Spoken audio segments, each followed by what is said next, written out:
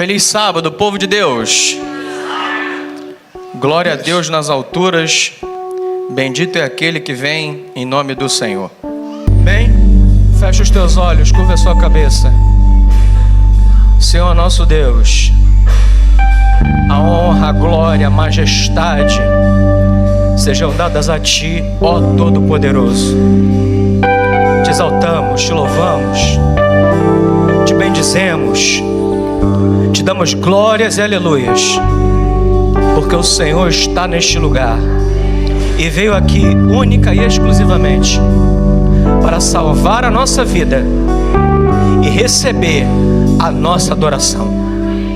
Tua palavra será aberta, que o Teu Espírito recaia sobre nós, que o Teu poder seja manifestado na nossa vida e que nós entendamos a Tua palavra ao ponto de tomarmos uma decisão ao lado de Jesus, a ponto de executar aquilo que o Senhor deseja de nós, a ponto, Senhor, de ensinar aos outros, de viver em nossa vida e em nossa família os ensinamentos que o Senhor vai nos ensinar nessa manhã. Para tanto, Senhor, precisamos que o Senhor derrame o Teu Espírito sobre nós. Precisamos ser consagrados pelo Espírito Santo.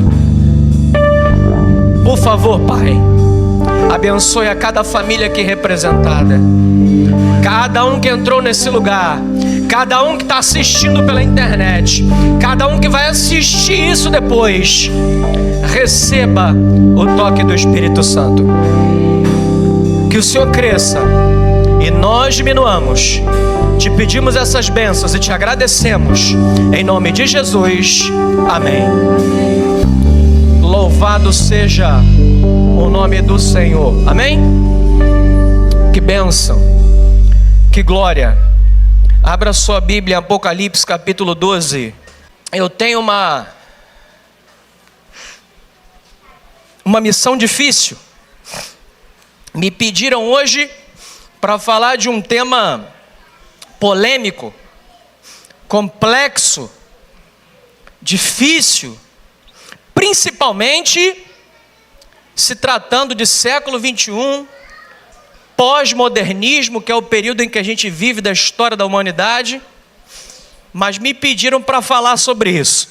Então eu vou tentar construir com você um mosaico, uma linha de raciocínio, um mapa mental, para que a gente consiga chegar no final e entender exatamente o que Deus quer falar conosco a respeito desse tema. E eu já vou dizer para você que tema é esse. Primeiro, Bíblia, smartphone, iPad, iPhone, xing-ling da Uruguaiana, de 10 chip. Não importa, mas coloca aí no aplicativo da Bíblia, Apocalipse capítulo 12, versículo 7.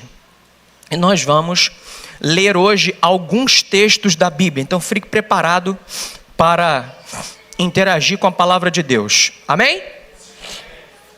Então, vamos construir a nossa linha de raciocínio.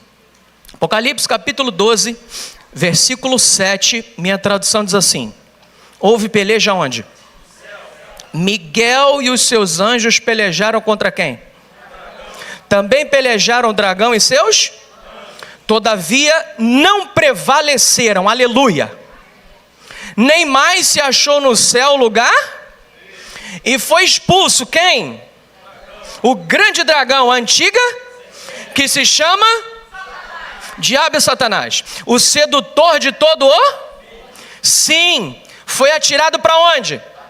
E com ele os seus? Esse texto de Apocalipse é um dos textos mais utilizados para a gente entender o que houve no céu antes de todas as coisas. Antes do planeta Terra ser criado, antes da gente chegar aqui, aconteceu alguma coisa no céu. E a Bíblia diz que foi uma guerra, uma peleja. Numa linguagem antiga, peleja é guerra. E a galera do Rio Grande do Sul falava peleia, né? antigamente, mas é uma guerra, uma batalha, uma luta. E aconteceu uma luta no céu, no campo das ideias, porque um anjo perfeito, e Ezequiel capítulo 28 e Isaías capítulo 14, vai dizer que esse anjo se rebelou contra Deus, queria assumir o lugar de quem? De Deus. Ele diz: eu subirei acima das estrelas de Deus, exaltarei o meu trono, e lá no monte da congregação me assentarei. Subirei nas mais altas nuvens e serei semelhante ao Altíssimo.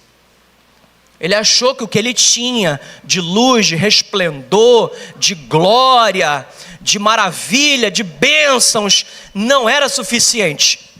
Ele era um querubim da guarda ungido. Depois você pode ler Isaías capítulo 14, Ezequiel capítulo 28, que vai falar de uma profecia a respeito do rei de Tiro, mas que se aplica ao indivíduo lá chamado Lúcifer, ao anjo de luz. Um querubim, você sabe quantas asas tem um querubim? Oi? 4. Mas o erro foi pouco, pô. Mas 2 asas aí a gente matava essa mole, sim ou não? É coisa mínima, isso aí passa batido, é meio certo e vamos em frente.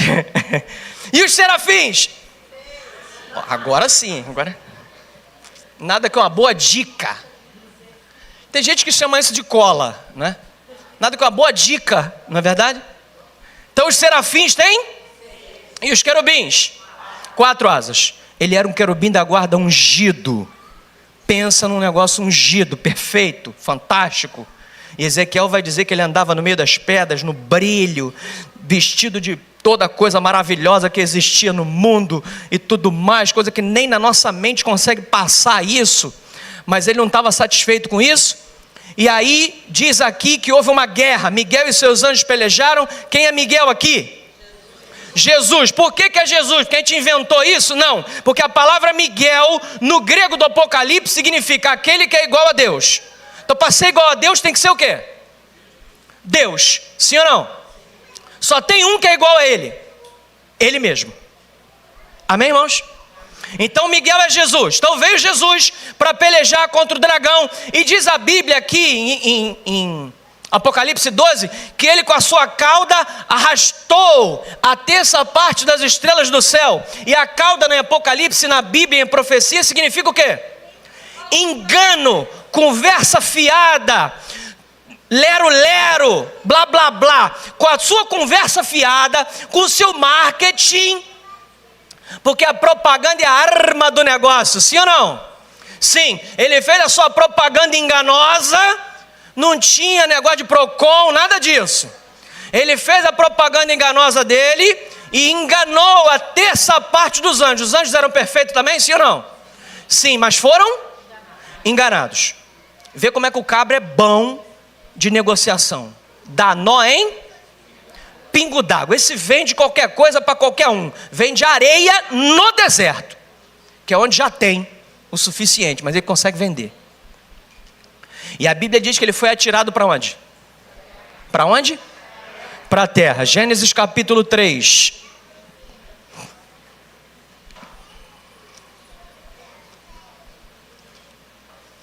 Do último livro para o primeiro. Último livro da Bíblia para o primeiro livro da Bíblia. Capítulo 3.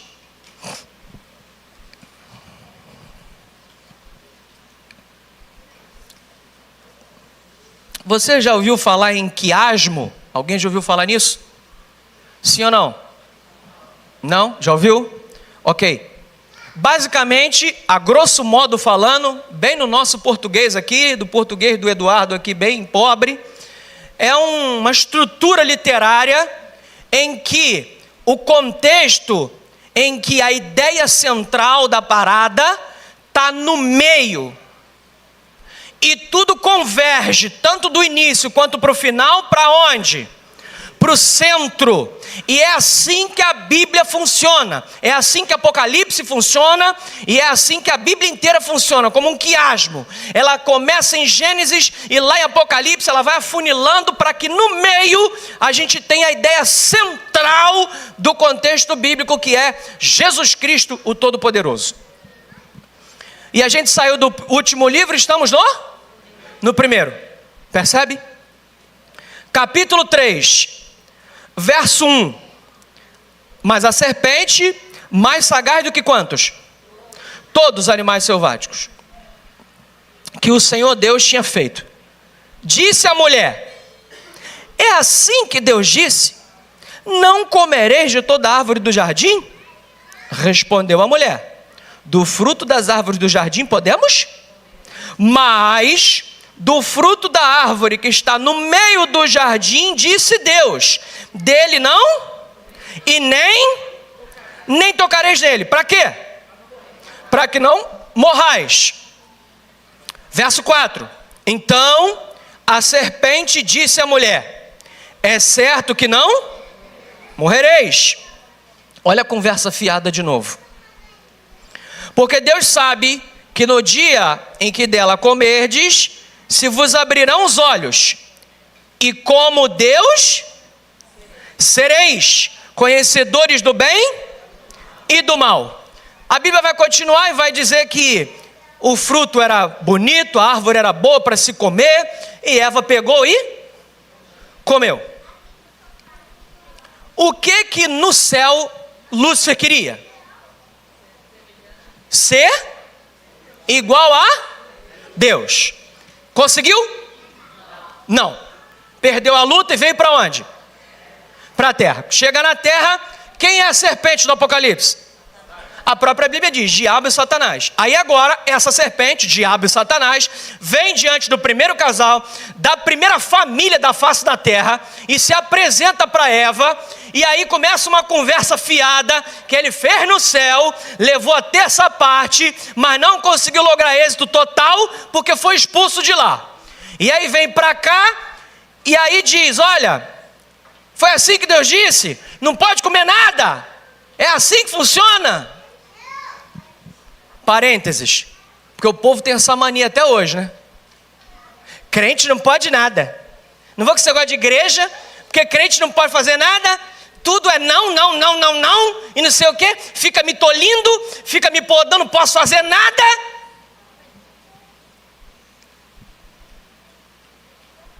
Liberdade demais, às vezes, atrapalha.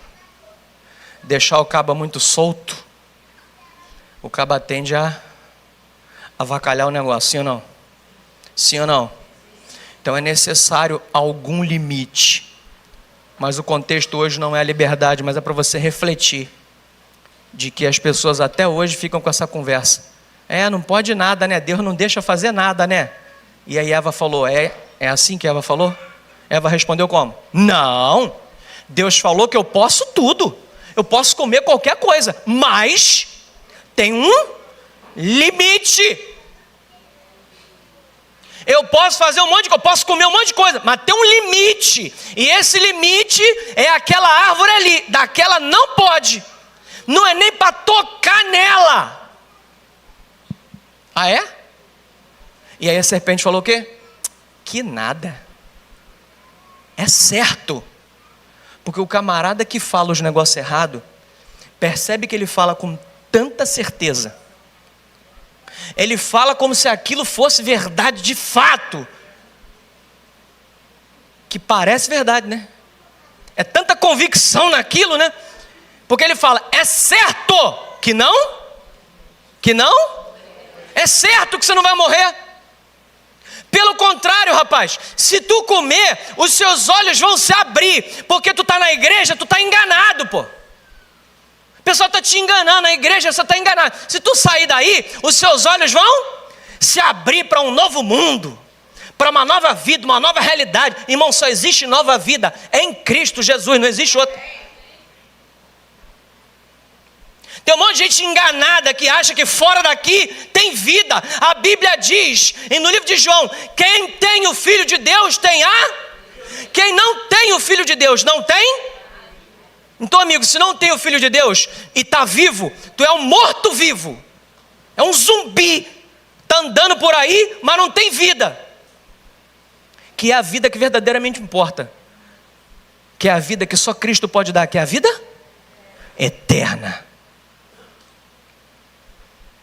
E aí, os seus olhos vão se abrir.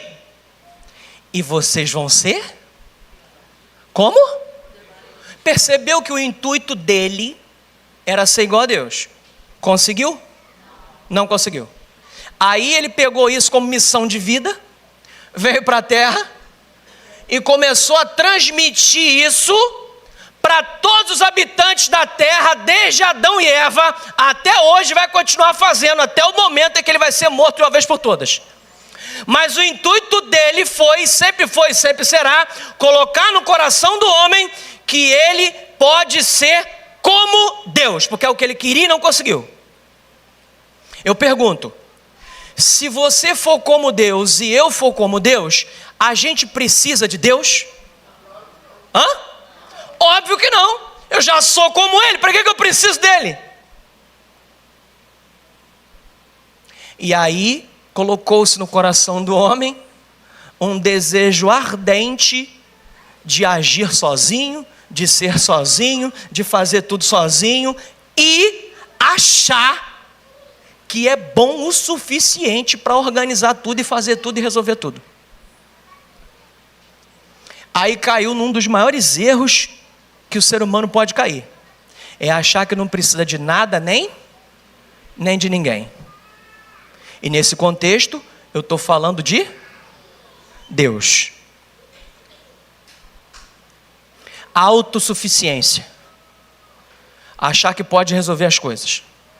E aí com isso, colocou no coração do homem o egoísmo e o egocentrismo também. O que é egocentrismo? Eu no centro de tudo. Certo? E egoísmo?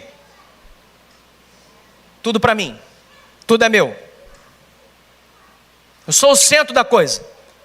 Tudo tem que ser para mim. Se não for para mim, não está legal.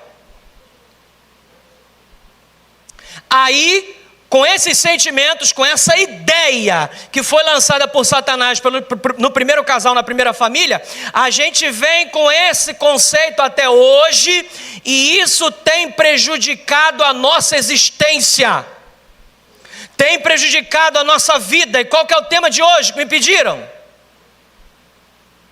Me pediram para falar de família hoje.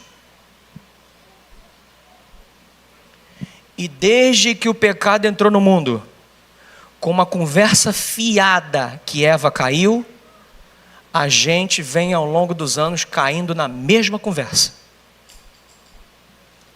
E muitas das vezes, a nossa família está em frangalhos, está tudo embolado lá, está tudo complicado lá.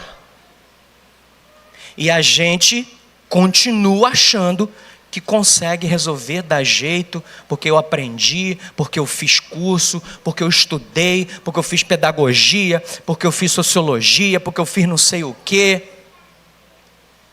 Meu irmão, só tem uma apostila que ensina a fazer tudo o que você precisa que está relacionado à tua vida. Só tem uma apostila que ensina sobre casamento, só tem uma apostila que ensina sobre criação de filhos, só tem uma apostila que ensina sobre se sociabilizar, a importância de ter interação social. Só tem uma apostila que fala disso e fala de maneira correta e adequada e ensina de fato o que precisa. Que apostila é essa?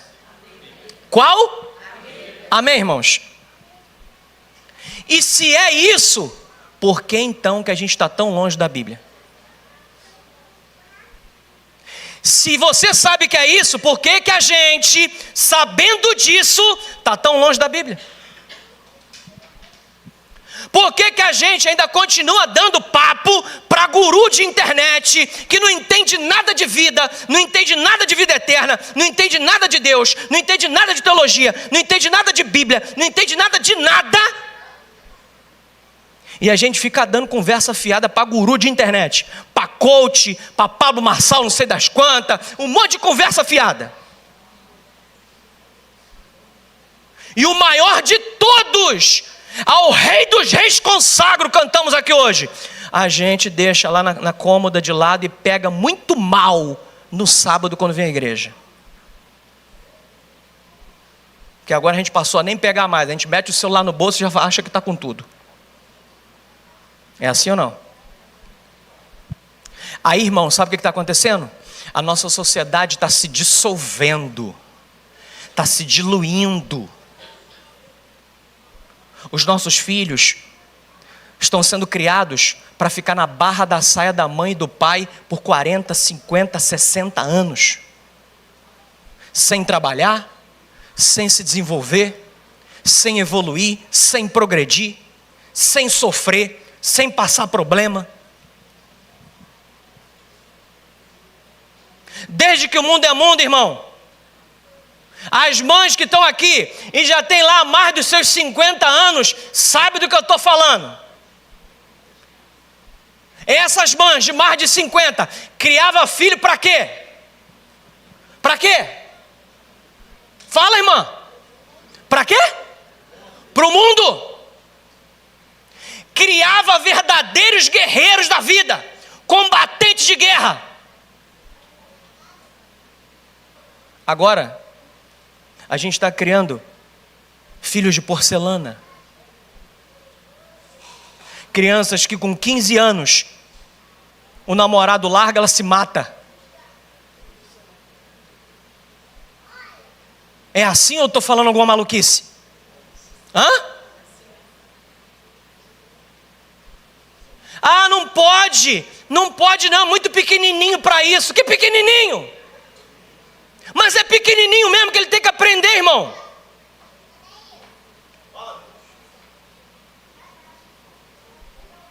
Sabe com quantos anos eu comecei a trabalhar? 11 anos de idade. Eu vendia coisa no trem, com 11 anos, na Quinta da Boa Vista e em Copacabana, Ipanema. Dia de semana, eu ia para o trem e para a Quinta da Boa Vista. Nos finais de semana, eu ia para a praia. Mãe, eu quero vender os negócios, eu quero trabalhar. E aí minha mãe falou, mas tu quer trabalhar para quê? Tu não precisa? Irmão, eu nunca tive nada. Nada. A minha mãe até hoje não tem uma casa, até hoje. Nunca tivemos uma casa, nunca tivemos essas coisas, mas nunca me faltou o que comer, o que vestir, o que beber e um teto para proteger da chuva e do sol. Era humilde? Ah, era bastante. Quarto com banheiro. Eu tenho 1,72 m hoje, mas nunca fui alto. Isso é o máximo que eu consegui. Esticando bem. No quartel eu cresci 4 centímetros, para a glória de Deus. Porque a minha mãe tem 1,47 m, já falei para você, né? É um toco de gente. Irmão, mas é um toco de gente, uma sabedoria. E ela falou assim, ó, você não precisa. O que você precisa, tem aqui. Não te falta de comer, não te falta de vestir, não te falta de beber e não te falta um teto para morar. Quarto com banheiro, irmão, eu botava a mão na telha assim, ó. Eu com 1,68 m, botava a mão na telha da casa. Eu chegava em casa para dormir e só ia dormir 3 horas da manhã, de tão quente. Aí eu jogava água em cima da cama. Borrifava água assim em cima da cama com balde, igual a gente faz para lavar quintal, para varrer quintal, para tirar poeira. Eu jogava assim, ó, meia hora depois a cama estava seca e eu é que estava todo molhado de suor. Eu ia dormir 3 horas da manhã para acordar 4 para poder ir para o quartel. Mas nunca me faltou nada. E a minha mãe falou, não precisa. Eu falei, mas eu quero. Porque eu não quero esse negócio toda hora ficar pedindo R$1, toda hora pedindo R$1. Eu sei que eu estou falando maluquice, mas eu estou falando de coisa, irmão, de 30 anos atrás. Que eu estou com 41 agora. Então quando eu tinha 11, certo? Me dá R$1, agora me dá o cartão Black, agora me dá 200, me dá a nota de... Se tivesse nota de 500, eles pediam. É porque só tem de 200. E como agora é Pix, não tem mais esse negócio. Agora é tudo no eletrônico. Me dá o cartão Black sem limite, me dá não sei o quê. É assim que funciona. Mas na minha época era, mãe, me dá R$1. E com R$1 tu passava o dia inteiro na rua, comprava de tudo, comia de tudo, bebia e voltava só no fim do dia com troco ainda. Sim ou não? Era desse jeito. Quando o R$1 surgiu, então, pelo amor de Cristo, R$1 era uma coisa estrondosa. Valia uma grana violenta. A criança que tinha R$1, irmão, estava rico naquele dia. Eu jogava flip o dia inteiro. Comia salgadinho o dia todo, bebia refrigerante, ainda chegava em casa com as moedinhas de troco ainda. Eu não quero ficar pedindo coisa toda hora. Ela falou, tá, mas não precisa. Mas ó, eu não quero você no trem. Para onde eu ia? Criança é um troço terrível, né? Hã? Deixou solto, já era. Uma vez a minha mãe estava sentada no trem e eu vendendo. Ó o picolé, ó o picolé, ó o picolé, ó o picolé, ó o picolé. Oi. O que tu tá fazendo aqui? Eu não falei que eu não te queria no trem? Em casa? Eu falei, bom, já que é em casa, ó o picolé. Fui embora, meu irmão. Vou ficar ali pra quê? Perder a tua parada ali pra quê? Ficar remoendo desgraça. Já foi, irmão, perdi. Em casa a gente conversa. Mas eu tô querendo te trazer essa ideia, irmão, para você entender o seguinte: minha mãe e outras mães aí acima de 50 criou o filho para quê, irmão? Para o mundo, para a guerra, para o combate. Criou para uma vida que não dá mole para ninguém. Para um mundo que só quer escorraçar cada um de nós. Para um mundo que não tem muita coisa a nos oferecer, a não ser violência, guerra, fome, desgraça.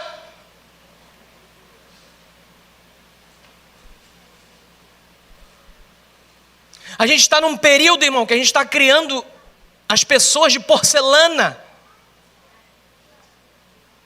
E Satanás veio com essa ideia de que a gente seria como Deus, é autossuficiente e essa conversa fiada foi passando. Tudo isso ele queria para destruir as famílias, que é a base da sociedade.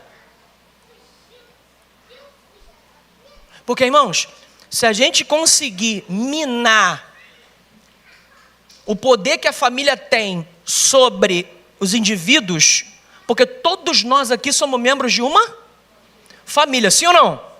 Às vezes até mais de uma, porque afinal de contas você tinha um pai e uma mãe, casou-se e agora ficou com duas famílias, que você construiu e mais o seu pai e a sua mãe, certo?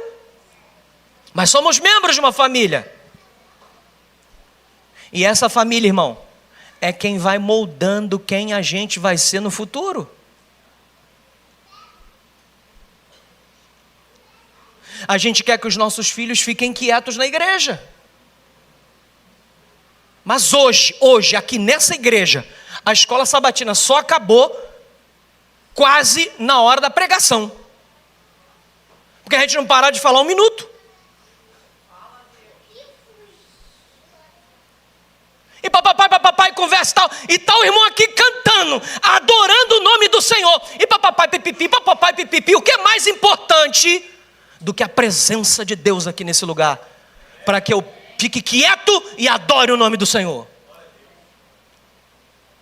Mas a gente não para, a gente não sossega. E o que é pior não é fazer isso, o que é pior é não perceber que isso é ruim, que isso não é a melhor coisa, é não entender que isso é uma obra do inimigo para atrapalhar a nossa vida espiritual e todo o resto.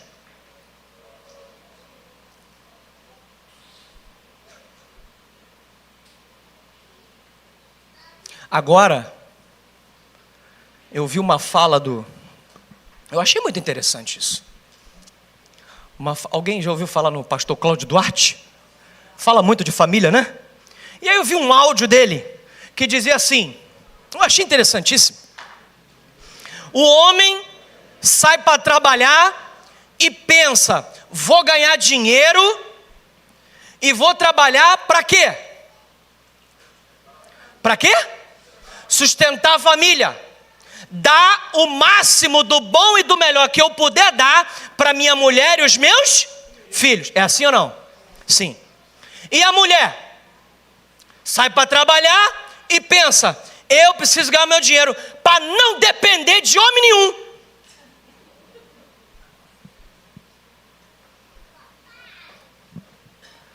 É engraçado mesmo. Mas é engraçado. E não só é engraçado, mas é real. É uma realidade, sim ou não? Quando na verdade, irmão, Deus não estabeleceu o casamento com Adão e Eva para ninguém depender de ninguém. Deus estabeleceu funções específicas para cada um deles. Efésios capítulo 5, mulheres, sejam submissas aos vossos maridos no Senhor. Não é para marido montar em cima de esposa, agredir, bater, não tem nada a ver com isso. Quando Deus criou a mulher, Ele falou, far-lhe-ei uma o quê? A auxiliadora que lhe seja idônea, honesta. Que lhe seja útil, que seja honesta, idônea, que seja auxiliadora de verdade. Não é mulher rixosa, não tem que morar no canto do errado, não.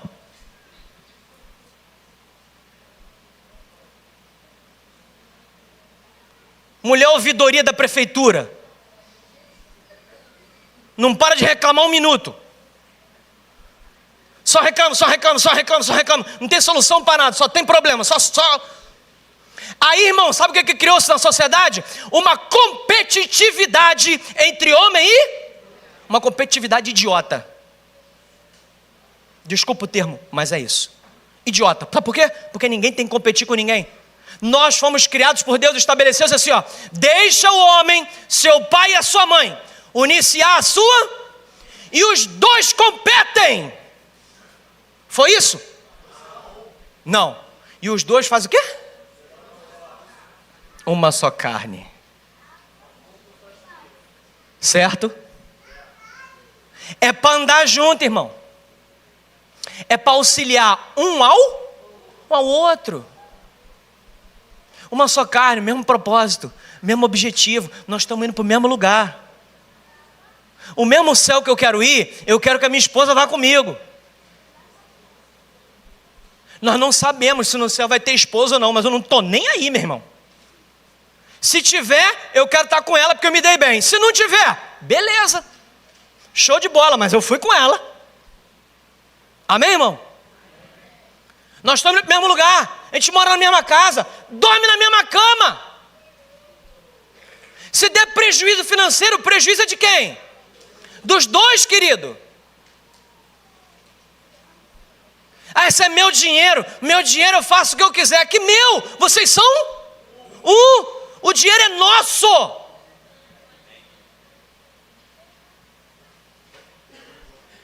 Aí a gente também, ao longo dos anos, está caindo na conversa fiada de Satanás e está inventando picuinha onde não era para existir picuinha nenhuma. E eu não me preocupo se o povo que não conhece Deus age dessa maneira. Eu me preocupo se nós, que temos o conhecimento da palavra de Deus, ou pelo menos deveríamos ter, estamos caindo nessa conversa fiada. Aí os casamentos estão se diluindo.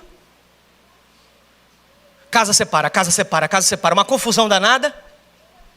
Até o ponto de que se decepciona tanto que o outro fala assim, eu não vou casar mais com homem não, eu vou acabar casando com mulher mesmo, porque o homem está dando muito trabalho.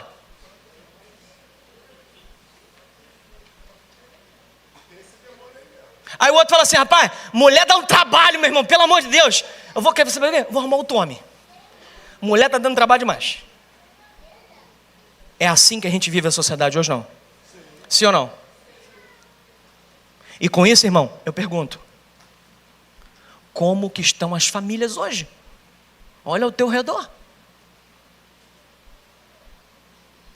Eu não tenho nada contra, irmãos, não me entenda mal em nome de Jesus.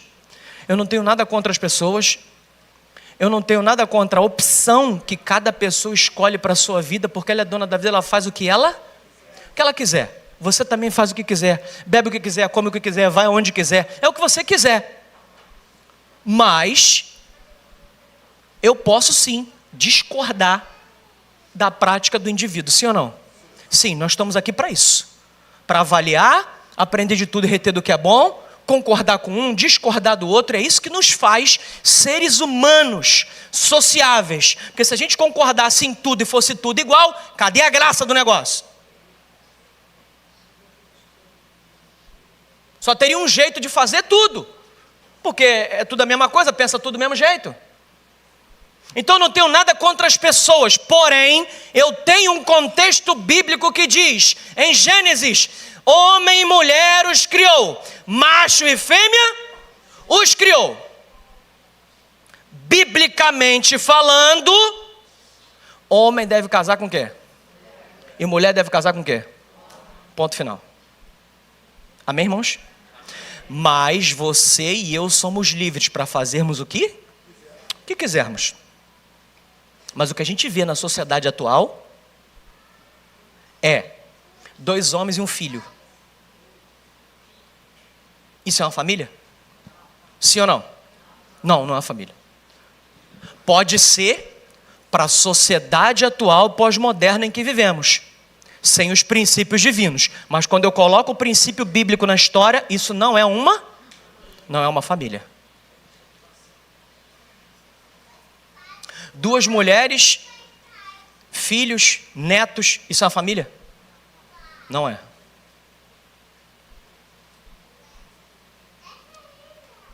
E aí, irmãos, Satanás malandramente, aos pouquinhos, vai colocando.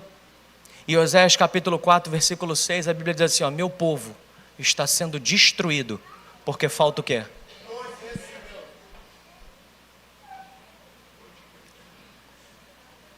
E aí, a gente está vivendo numa sociedade que despreza o conhecimento e valoriza o sentimento, a emoção. Aí vem para a igreja para se emocionar. Vem para a igreja para chorar. Se ele não chorar cantando, não teve graça. Não senti nada. Aí Jeremias vai dizer assim, capítulo 17, versículo 9: enganoso e mais do que todas as coisas, e desesperadamente corrupto. Quem o conhecerá? Aí as pessoas olham para o camarada, rapaz, que isso, hein? Filezinho, hein? Esse eu pego, tchutchuco, hein?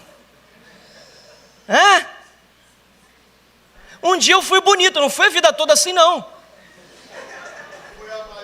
Não foi a vida toda assim não. Um dia eu fui razoavelmente bonito, que foi quando malandramente eu me casei, que eu não sou bobo nem nada. Eu sabia que uma hora isso ia, e acabou até rápido demais, pro meu gosto. Aí, irmão, 20 anos depois, cai tudo, rebenta tudo, esbudega tudo. Quero mais não. Aí o que acontece? Era amor isso aí? Era o quê? Apaixonite aguda. Olhou, gostou do material, usou o material enquanto ele estava razoavelmente bom para uso, não deu manutenção, agora que está só o pó da rabiola, joga fora, pega uma mais nova.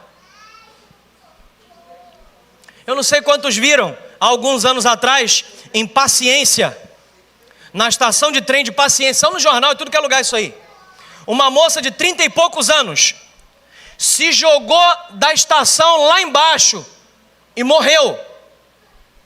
Sabe por quê? 30 e poucos anos. Porque o marido dela trocou a ploa mais nova.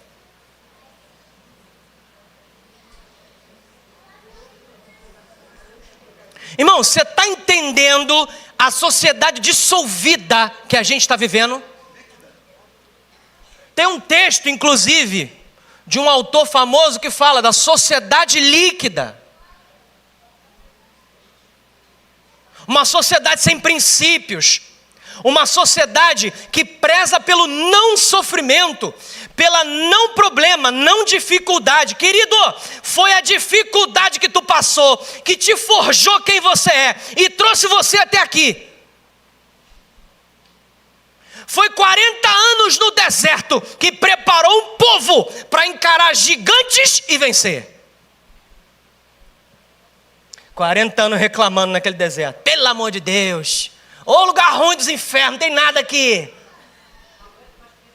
É trem ruim. Lá no Egito tinha pão, tinha um monte de coisa lá. Lá era bom. O desgramado prefere ser escravo, porque tem um negocinho melhor para comer do que comer arroz, feijão e ovo e ser livre. Eu, para ser livre, irmão, como até ovo puro. Para ser livre no Senhor, eu fico até em jejum. Sabe por quê? Porque João capítulo 11, Cristo diz: eu sou a ressurreição e a vida. Aquele que crê em mim, ainda que morra,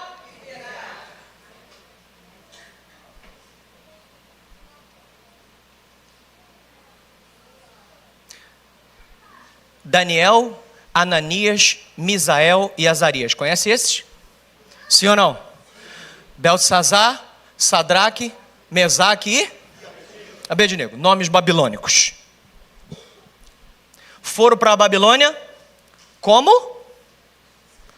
Como? Escravo. Sabe quantos anos mais ou menos eles tinham? Entre 15 e 17 anos. Não mais do que isso. Aí, eles chegaram em Babilônia. A Bíblia diz que eles chegaram lá e começaram a chorar, porque não tinha a mãe deles lá, nem o pai. Não tinha o Xbox. Não tinha o PlayStation 5. Ah, não está na Bíblia não isso? Uai, eu jurava que estava. É sério que não está? Começaram a chorar. Ai, meu videogame. Também não vou fazer nada. Não deixa eu jogar. Foi assim que eles foram para lá? Hã? Não. Sabe por que não? Porque eles foram criados para a batalha, foram criados para um mundo mau, foram forjados na guerra, foram forjados no problema, forjados na dificuldade. Foram forjados na provação, que produz perseverança. E quando chega diante do rei mais poderoso do mundo, Nabucodonosor, e diz assim: olha, vocês não se prostram não? Então nós vamos tocar de novo. E quando tocar, vocês estão dispostos a se prostrar? Sabe o que eles disseram? Vou dizer para você o que eles disseram. Daniel capítulo 3. Quanto a isto, rei, não necessitamos de te responder. Ou seja, diante da tua proposta, não merece nem resposta. Porque o Deus que eu sirvo, se quiser, Ele livra. Se não quiser, irmão, eu não estou nem aí, porque eu fui forjado para esse momento. Eu fui treinado para estar na tua frente agora e adorar somente ao Deus Todo-Poderoso. Os poucos anos que eu tenho de vida, Nabucodonosor, eu fui treinado para fazer isso aqui agora. Para não me prostrar diante de ninguém e não baixar a cabeça diante de ninguém, ainda que seja o rei mais poderoso do mundo. Faz o que tu quiser, porque nós vamos ficar em pé diante do nosso Deus Todo-Poderoso. E eles foram impedidos de ir para a fornalha? Pelo contrário. Amarraram, aqueceram 7 vezes mais a fornalha, bem lembrado, e tacaram os candangos lá dentro. Daqui a pouco Nabucodonosor olha, uai, tem alguma coisa errada nesse negócio. Ô meu jovem, vem cá. A gente não lançou lá 3 jovens amarrados? Sim. Por que eu estou vendo 4 e está todo mundo solto, passeando, sambando, fazendo um auê danado lá dentro? Como se aquilo fosse um shopping.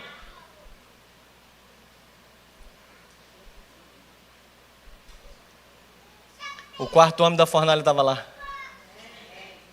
O Deus Todo-Poderoso que nunca deixou seus filhos sozinhos, mais uma vez, estava lá. O Deus que tem as orientações necessárias na palavra dele para a gente ter uma família blindada, estava lá. E esse mesmo Deus está aqui hoje. Esse mesmo Deus está na tua casa todo dia. O problema não é ele estar lá. O problema é que às vezes a gente não está lá. O problema é que às vezes ele está lá, mas a gente não quer falar com ele. Ele está lá disposto a instruir, mas a gente não faz a pergunta. Ele está lá disposto a oferecer, mas a gente não pede. E quando pede, pede mal. Pedis e não recebeis. Porque pedis? Pede errado. Deus tem muito a oferecer, irmão. Muito. Mas a gente precisa buscar. A nossa família está se diluindo. Crianças que agridem pais. Não respeitam seus pais. E aí tem uma onda, né? Que não pode botar a criança para fazer nada. Já viu isso? Não pode lavar uma louça. Não pode varrer um quintal. Ellen White, num de seus livros, ela fala que crianças que não fazem isso vão ser crianças inúteis no futuro. Eu e minha esposa estávamos conversando ontem sobre isso. Está ali a nega véia, está ali.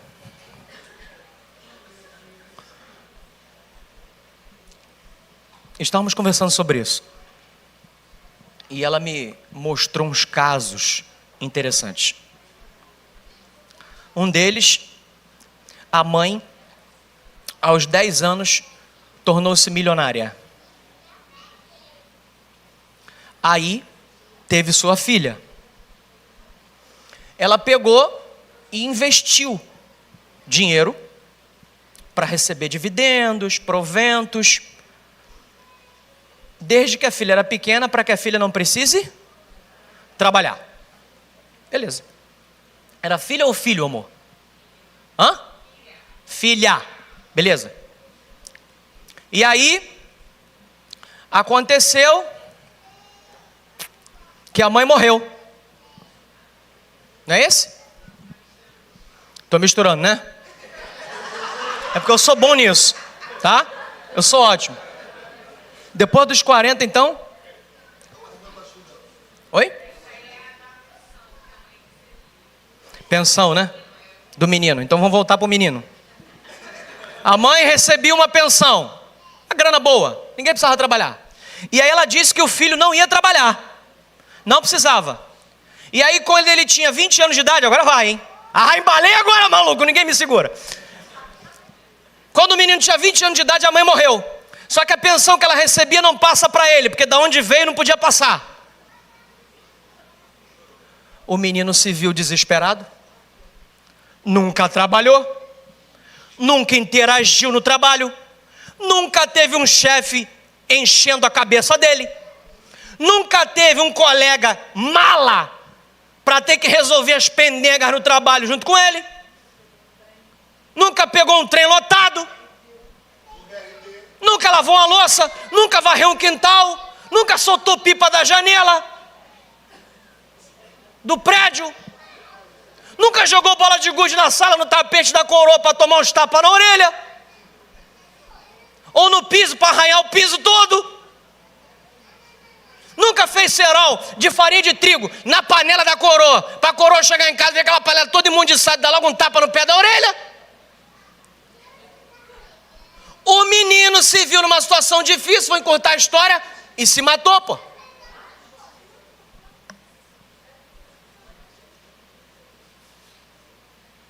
Percebeu? Tu percebeu a situação que a gente está vivendo?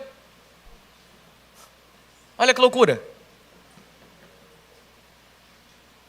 Uma vez, isso agora é história nossa. Minha esposa dá aula na escola adventista de Campo Grande. Foi uma mãe lá na escola brigar com a escola, brigar com todo mundo, brigar com a minha esposa. Sabe por quê? Porque a minha esposa deu um texto dissertativo para o filho dela. Que absurdo! Um texto dissertativo para uma criança do 7º ano, isso não se faz.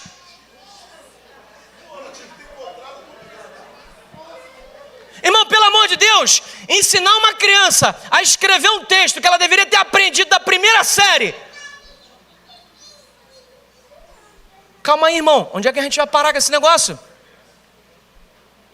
Que bagunça maluca é essa? Irmão, e se a gente for pegar mais casa, a gente fica aqui até amanhã, eu não tenho tempo para isso. Eu quero encerrar agora. Mas o que eu quero que você entenda, em nome de Jesus, Romanos capítulo 5, é o último texto para a gente encerrar nossa participação aqui hoje. Eu até passei do tempo ali já, misericórdia. Eu estou em tratamento, irmão. Não, eu estou em tratamento para pregar em 45. Estou em tratamento. 30, pelo amor de Deus, calma, vamos avançar no tratamento devagar. Senão você me mata desse jeito. Romanos capítulo 5, versículo 3. Amém? E não somente isto, mas também nos gloriamos. Aonde, irmãos? Aonde, irmãos? Sabendo que a tribulação produz o quê? Perseverança, paciência. E a perseverança produz o quê? Experiência. E a experiência produz? Meu amigo, se você não tem experiência de vida, quando tu passar por aquilo pela primeira vez, sem uma experiência prévia, a tendência é você sucumbir diante da dificuldade. Por isso, irmão, em nome de Jesus, ouça o conselho da Bíblia e o conselho de Ellen White no Lar Adventista e outros conselhos sobre educação, conselhos aos pais, professores e estudantes. E por aí vai. Ouça o conselho de Ellen White que diz: coloquem as crianças para fazer tarefas. Que elas sejam capazes de executar? Sim. É para matar e cansar a criança? Não. Tomar todo o tempo dela? Também não. Mas ela precisa ser útil à sociedade, ela precisa ser útil aos outros, ela precisa ser útil na sua própria casa. Ellen White diz que negligenciar isso é um pecado que os pais cometem. Meu filho não vai passar pelo que eu passei, então ele vai morrer antes de você. Porque foi o que você passou que produziu quem você é. Foi a tribulação que produziu perseverança, e foi a perseverança que produziu experiência de vida para você aguentar o que você aguenta hoje. Nós vamos ouvir um louvor especial. E o apelo que eu quero fazer para você nessa manhã é o seguinte: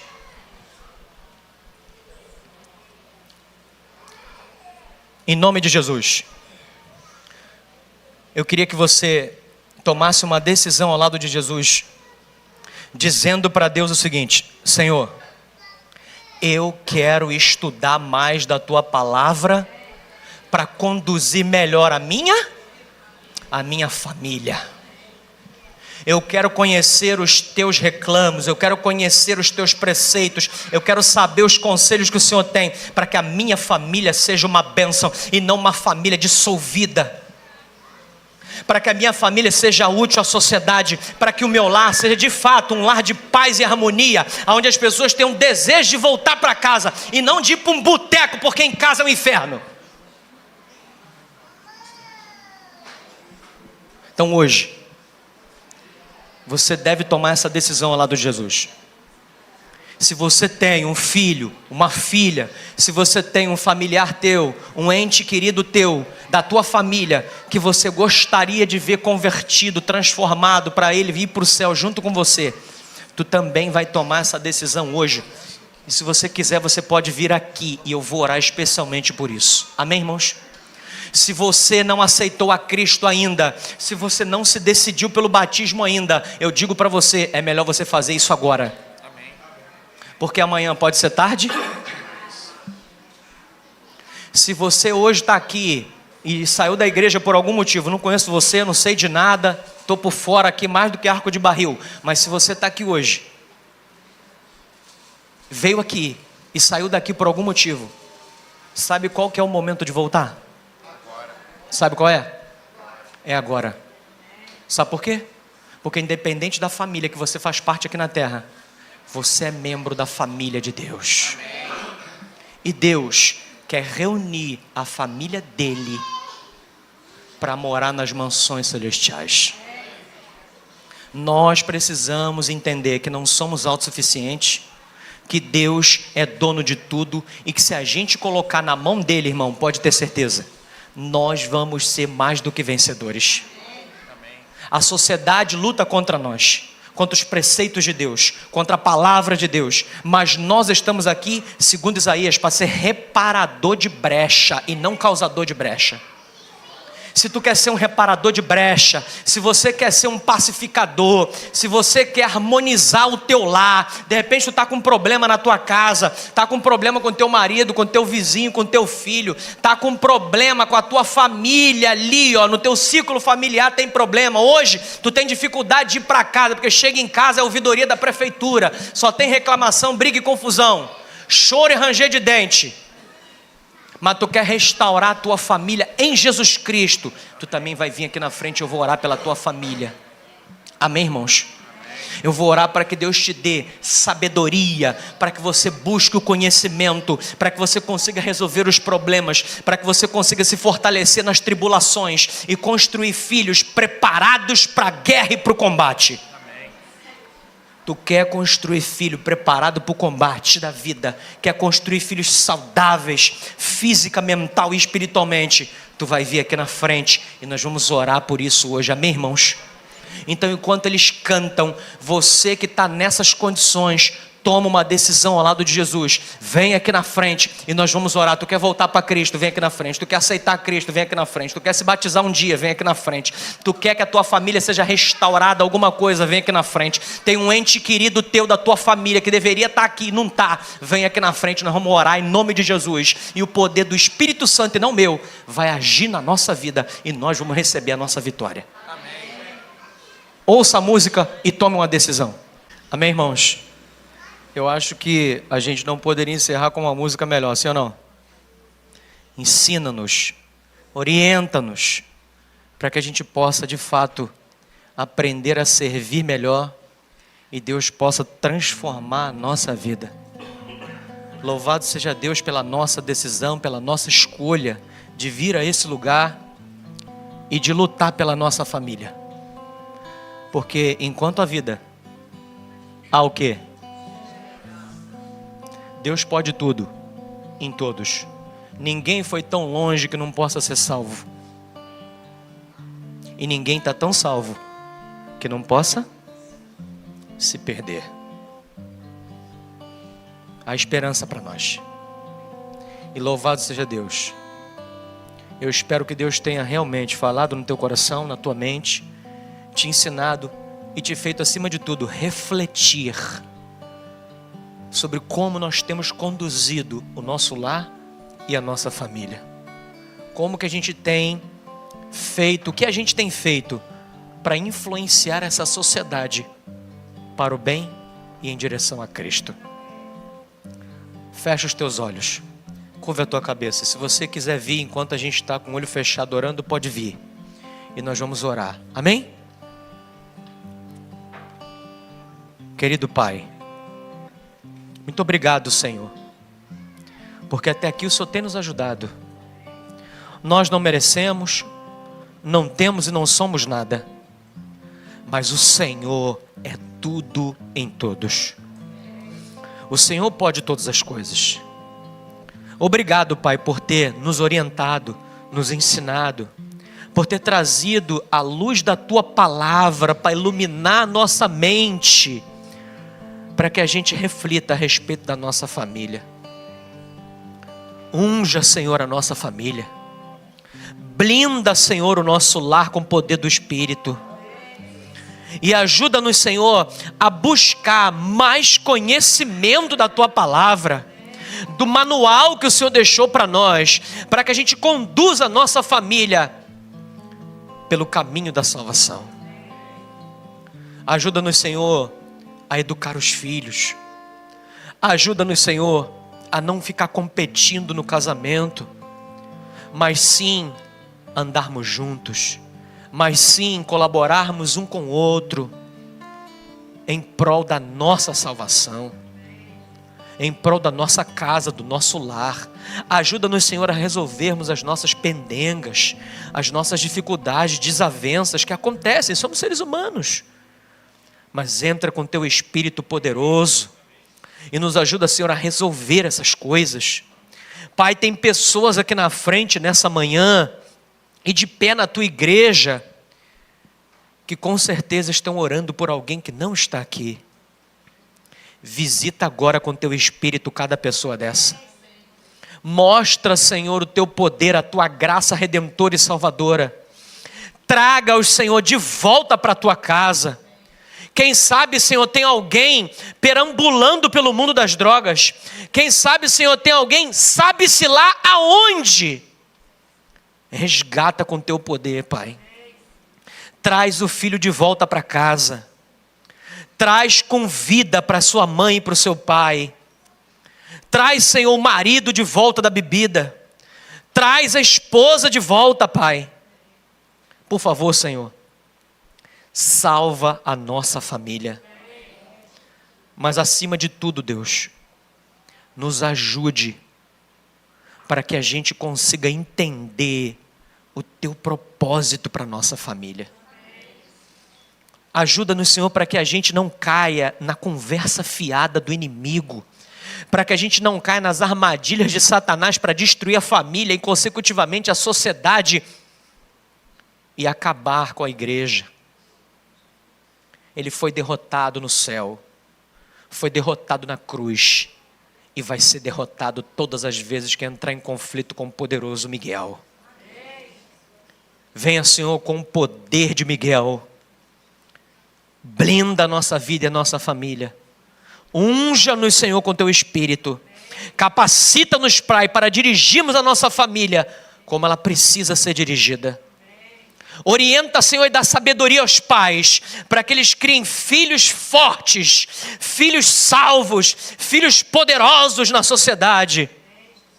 Filhos que estejam aptos, que estejam firmes, prontos para qualquer provação da vida. Leve-nos em paz para os nossos lares, Senhor, na segurança dos Teus anjos poderosos. E ao chegarmos na nossa casa, a partir de hoje, com Teu poder, a nossa família seja uma família de bênção, uma família de poder, uma família de graça, de unção, uma família justificada pelo sangue de Cristo Jesus. Te rogamos essas bênçãos, Senhor, e Te agradecemos, em nome de Jesus. Amém e amém. Deus seja louvado pela vida de vocês, e eu vou estar lá na porta para dar um abraço em cada um de vocês. Amém?